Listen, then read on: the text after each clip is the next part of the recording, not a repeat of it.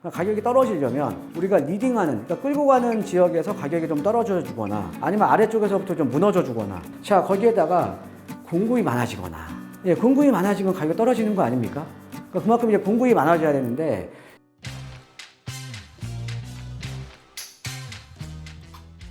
네, 안녕하십니까. 정창래 부동산 성공 투자 정창래입니다. 자, 여러분, 이번 시간에는요, 최근에 이제 거래량들이 많이 이제 급감을 했거든요. 예, 거래량이 많이 급감을 하다 보니까 이제 어떻게 보면은 이제 거래량이 급감을 한다라는 의미 자체가 그만큼 이제 수요자가 이제 줄어든 거 아니냐. 예, 그래서 본격적인 조정장에 예, 이제 진입할 수 있는 단계가 아니냐. 예, 이렇게 이제 좀 이런 의견들도 있고요. 예, 또 우리가 이제 그동안 이제 매번 이제 패턴이 반복됐듯이 항상 이제 쉬어가는 기간이 있잖아요. 쉬어가는 기간이 있어서 이번에도 이제 그런 이제 구간일 것이다. 예, 이렇게 지금 또 예상하는 의견들이 있습니다. 예, 그래서 한번 지금 서울에 지금 최근에 아파트 거래량이 상당히 많이 줄어들었거든요. 그러니까 연초 대비해서 거의 80% 예, 급감을 했습니다. 그래서 과연 이제 이 서울 아파트가 지금 이제 거래 절벽, 아파트뿐만 아니라 뭐 다른 주택도 마찬가지죠. 이제 거래가 줄어들면서 지금 어떻게 보면 이제 기로에 지금 서 있는, 예, 그러니까 상승이냐 아니면 하락이냐, 예, 그러니까 조정이냐 또 상승이냐, 예, 그래서 이거에 대해서 한번 살펴봐야 될 것 같습니다. 자, 먼저 한번 데이터 한번 놓고 볼게요. 예, 데이터 한번 놓고 보면, 자, 아파트 같은 경우에도 지금 연초 대비해서 지금 많이 줄었죠. 거의 뭐 한 80% 정도? 예, 지금 거래량이 많이 급감을 했습니다. 거래량이 급감을 했고, 그 다음에 최근에 여러분들 제가 여러 번 말씀을 드렸지만, 예, 지금 빌라 거래량이 아파트 거래량보다 지금 거의 지금 10개월 연속 지금 거래량이 많죠. 예, 근데 이 빌라도 역시나 이렇게 좀 이렇게 거래량이 좀 줄어들고 있습니다. 예, 그래도 뭐 아파트하고 비교를 해보면, 그래도 좀 빌라 거래량이 좀 많죠. 거의 뭐 연초 대비는 거의 차이가 없었는데, 비율만 따지면 지금은 거의 뭐 2배 이상 차이가 나죠. 2배 이상. 예. 최근에 뭐 이제 뭐 재개발이라던가 뭐 이런 이슈 때문에 한 2배 이상 차이가 나죠. 자, 일단 이제 거래량은 지금 많이 줄어든 상태고요. 자, 그 다음에 이제 아파트 매매 가격 지수 변동률을 보면 지금 이제 서울권 같은 경우도 지금 보시면은 이 매매 지수가 지금 많이 좀 떨어져 있습니다. 약간 좀 이제 좀 이 우하향 곡선을 그리고 있죠. 예, 그 다음에 이제 지방권 같은 경우는 뭐 이제 원정 투자 많이 하잖아요. 그러니까 거의 이제 변함이 없고요. 그 다음에 이제 수도권 지역도 지금 이제 올 가을 대비해서 지금 9월 대비해서 지금 떨어져 있는 상태입니다. 자, 그 다음에 이제 서울의 주요 지역 상승률을 보면은 뭐 용산 0.27%, 뭐 마포 0.25%, 서초 0.25%, 0.21%, 이게 지금 나오고 있고요. 그래서 일단은 지금 수요자들이 느끼는 매매 가격 지수 변동률도 약간 좀 지금 이제 우하향 곡선을 약간 좀 그리고 있다. 즉, 지금 이제 그 전에는 그 매도인이 완벽하게 우위에 있는 이제 시장이었는데, 그죠? 매도인이 완벽하게 이제 칼자루를 쥐고 있는 시장이었는데, 이 매매 가격 지수가 지금 변동이 된다라는 거는 매수인의 우위 시장이 지금 일부 지역에서는 지금 나오고 있다. 이렇게 이제 보시면 될 것 같습니다. 예. 자, 이렇게 지금 이제 거래 절벽이 지금 되고 있는 원인들을 한번 살펴볼게요. 예, 원인들을 한번 살펴보면, 자, 어마어마하게 올랐죠. 단기 급등에 따른 피로감이죠. 너무 많이 올랐잖아요. 자, 지금 서울에 올해 연초에 아파트 평균 매매 가격이 10억이었습니다. 예, 근데 지금 12억 돌파했죠?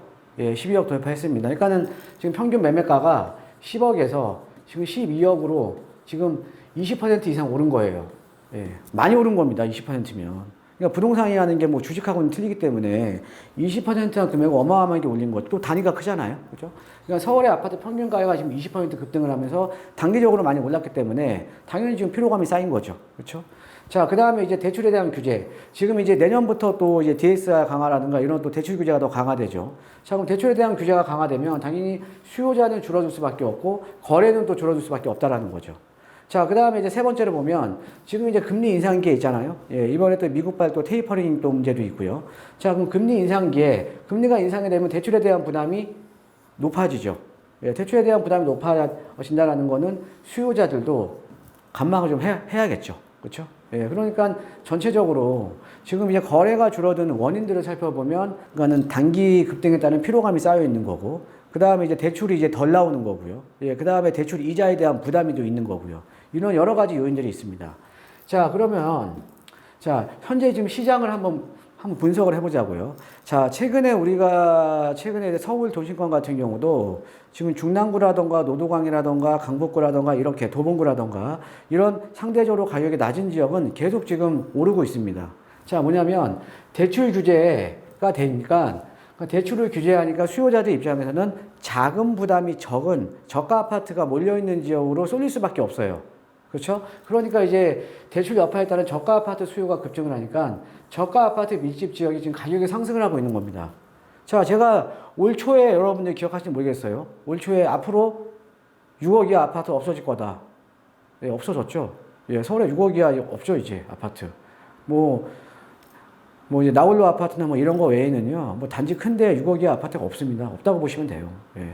이렇게 이제 저가 아파트에 대한 수요가 계속적으로 지금 이제 증가를 하고 있고. 자, 그 다음에 최근에 여러분들 언론에서 많이 들어보셨을 거예요. 오피스텔 같은 거 뭐 몇백 대 일 막 분양하는데. 그죠? 그 다음에 뭐 오피스텔 같은 경우도 프리미엄이 뭐 지금 1억씩 붙었다. 이런 얘기 많이 들어보셨을 거예요. 자, 상대적으로 우리가 지금 규제에 대해서 좀 약간 느슨한 이런 오피스텔이라던가 이런 아파트의 대체제로 볼 수 있는 이런 다세대라든가 예, 이런 것들은 지금 가격이 계속 오르고 있습니다. 그러니까 뭐냐면 아파트 대체제에 대한 수요들은 지속적으로 지금 유입이 되고 있다라는 거죠. 그러니까 이런 것들이 지금 이제 가격이 오르고 있다라는 거죠.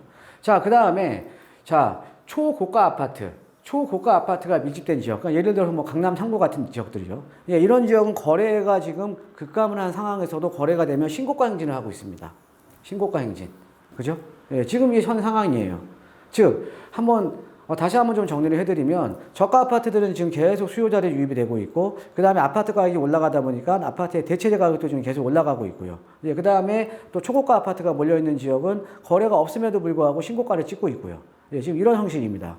자, 그 다음에, 그럼 이제 우리가 가격 조정이 되려면 어떻게 우리가 가격 조정이 돼야 되냐. 자, 이런 거죠. 가격이 떨어지려면, 가격이 하락을 하려면은 우리가 리딩하는, 그러니까 끌고 가는 지역에서 가격이 좀 떨어져 주거나 아니면 아래쪽에서부터 좀 무너져 주거나 이러면 가격이 떨어질 수가 있거든요. 자, 그러니까 뭐냐면 고가 아파트 중심으로 가격이 떨어지거나 아니면 저가 아파트 중심으로 가격이 떨어지거나 이래야 된다라는 거죠. 근데 아까 제가 현 시장을 지금 말씀드렸듯이 지금 이런 상황은 지금 보이지가 않잖아요. 그죠? 자, 거기에다가 공급이 많아지거나 예, 공급이 많아지면 가격이 떨어지는 거 아닙니까? 그러니까 그만큼 이제 공급이 많아져야 되는데 이런 가능성은 지금 낮다라는 거죠.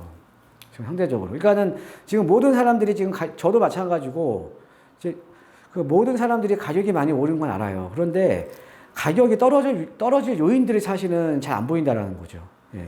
자, 그러면 이제 우리가 이제 공급이 많아지면 또 이제 공급이 많아지면 되는데 얘가 지금 서울의 아파트 입주 물량입니다. 입주 물량을 보면 우리가 이제 이제 출처에 따라 틀린데 보통 이제 서울의 아파트 수요량은요, 약 한 4만 5천 가구 정도 봅니다.